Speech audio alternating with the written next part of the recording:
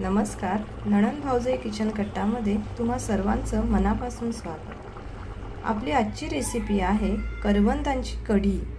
त्यासाठी लागणारे साहित्य आहे, तुम्ही पाहू शकता. आपण इथे कच्ची आहेत ती करवंद घेतलेली आहेत. त्यानंतर घेतलेला आहे लसूण आणि एक आल्याचा मोठा तुकडा घेतलेला आहे. हिरव्या मिरच्या, ते 2 ते 3 हिरव्या मिरच्या आहेत, ते मी अशा कट करून घेतलेल्या आहेत. त्यानंतर कढीपत्ता, कोथिंबीर, मीठ, ओलं खोबरं आहे ते घेतलेलं आहे. त्यानंतर ही आहे हळद आणि राई आणि हे आहे तेल. चला तर मग आपण कृतीला सुरुवात करूया. प्रथमतः आपण ही करवंद आहेत ती आपण उकडून घेणार आहोत. मऊ होईपर्यंत आपण ती उकडून घ्यायची आहेत. आपण गॅस ऑन केलेला आहे आणि ही करवंद आहेत ते आपण उकडण्यासाठी ठेवलेले आहेत. आता ही मऊसूद होईपर्यंत आपल्याला शिजवून घ्यायची आहेत. त्यानंतर आपण त्याच्यामधल्या ज्या बिया आहेत त्या काढून घेणार आहोत. करवंद शिजून होईपर्यंत आपण कढीसाठी लागणारे जे वाटण आहे ते मिक्सरला लावून घेऊया. इथे मी लसूण घेतलेला आहे. त्यानंतर आला होता एक मोठा तुकडा घेतलेला होता, त्याच्याशी मी बारीक काप करून घेतलेले आहेत. त्यानंतर कोथिंबीर, ज्या हिरव्या मिरच्या घेतल्या होत्या कट करून त्या सुद्धा आपल्याला टाकायच्या आहेत. त्यानंतर हे ओलं खोबरं,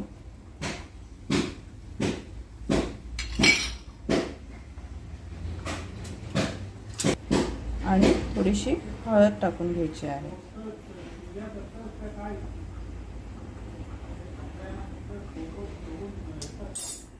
आणि आता थोडंसं पाणी टाकायचं आहे आणि हे सगळे जे जिन्नस आहेत ते मिक्सरमध्ये फिरवून घ्यायचे आहेत. तुम्ही पाहू शकता आपण सगळे जिन्नस आहेत ते मिक्सरमधनं काढून घेतलेले आहेत. अशा प्रकारे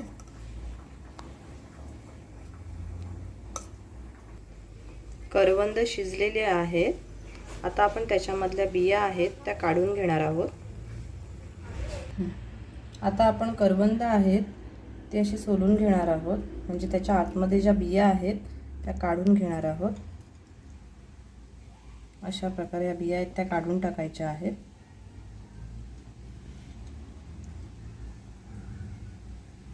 आपण बियांसकट जर कढी केली तर ती कडू होते, त्याच्यामुळे ज्या बिया आहेत त्या काढून टाकायच्या. करवंद एवढी शिजलीत की ती पूर्णपणे फुटलेली आहेत, तुम्ही पाहू शकता.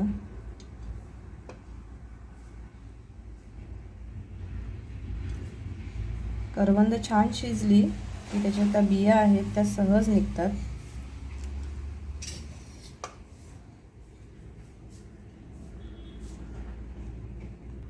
तुम्ही पाहू शकता आपण सगळी करवंद आहेत ती अशी सोलून घेतलेली आहेत. त्याच्या आतमधल्या ज्या बिया आहेत त्या पूर्णपणे काढून घेतलेल्या आहेत. आता आपण ही करवंद आहेत ती मिक्सरमधनं काढून घेणार आहोत.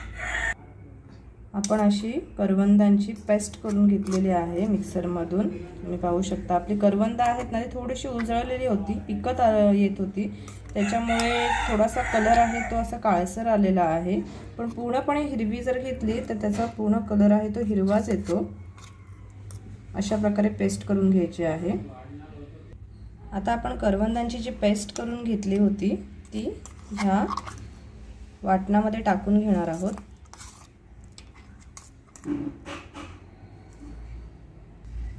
आपण करवंदांची पेस्ट केली होती ती आणि हे जे वाटण केलं होतं ते आपण पुन्हा एकदा दोन्ही मिक्सरमधनं काढून घेणार आहोत. तुम्ही पाहू शकता करवंदांची पेस्ट आणि जे आपण वाटण करून घेतलं होतं ते खूप छान प्रकारे आता मिक्स झालेलं आहे.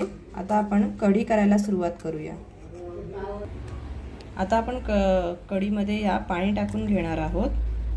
तुम्हाला ज्याप्रमाणे थिकनेस हवा आहे कढीचा त्याप्रमाणे तुम्ही त्याच्यामध्ये पाणी ॲड करायचं आहे.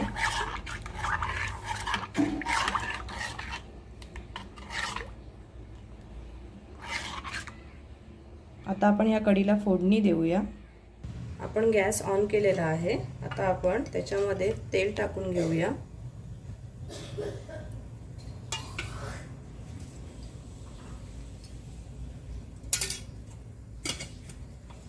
तेल छान गरम झालं की आपण त्याच्यामध्ये राई घालूया। तेल छान गरम झालेलं आहे। आता आपण त्याच्यामध्ये मोहरी टाकून घेऊया।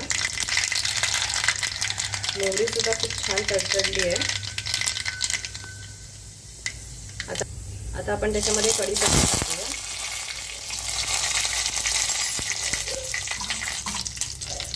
आणि जी कढी बनवली होती आपण ती सुद्धा आपण टाकूया याच्यात।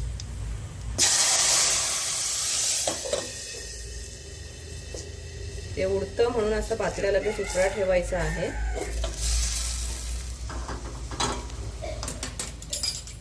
एकदा छान मिक्स करून घ्यायचे।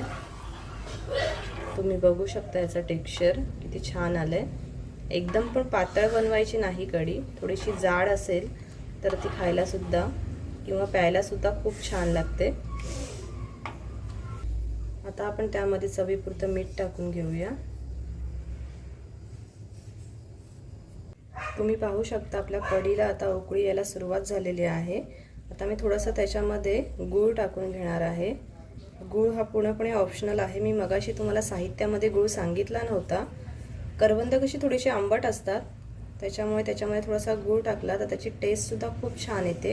गुळाच्या ऐवजी तुम्ही जर साखर टाकली त्याच्यामध्ये तरी सुद्धा चालेल, किंवा गूळ आणि साखर नाही टाकली तरी सुद्धा चालेल, त्याने सुद्धा छान टेस्ट येते। तुम्ही पाहू शकता आपल्या कढीला छान अशी उकळी आलेली आहे। आता आपण गॅस आहे तो ऑफ करून घ्यायचा आहे। आपली कढी आहे ती रेडी झालेली आहे।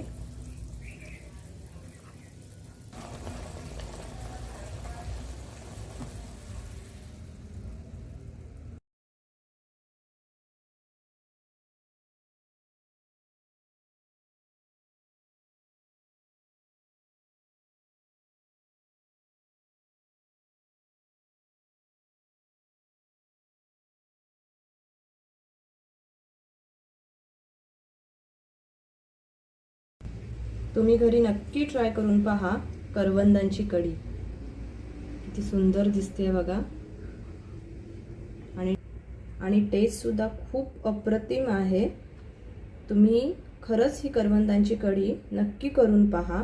आणि ही कढी तुम्ही भातासोबत सुद्धा खाऊ शकता, किंवा अशीच तुम्ही पिलीत तरी सुद्धा खूप छान लागते। धन्यवाद।